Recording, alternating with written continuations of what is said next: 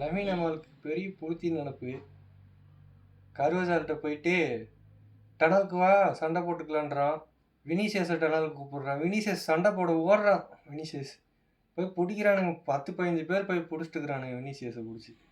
நேற்று லமீன் அமல் ஒரு ட்ரிபிள் பண்ணல. லமீன் அமால்னால் வந்துட்டு கரீராஸ் பாக்கெட்டுக்குள்ளேருந்து நேற்று வெளியே வரவே முடியல. அதன் காரணமாக அவன் கோலே அடிக்கலை நேற்று. என்னமோ நேற்று சொல்லிகிட்டு இருந்தான் 4 கோல் அடிச்சிருவேன் அப்படி இப்படின்னு சொன்னான். ஒரு கோல் அடிக்கலை. அவங்க டீமே ஒரு கோல் தான் நேற்று. எம்பாப்பே வழக்கம் போல் ஒரு கோலை போட்டாப்புல.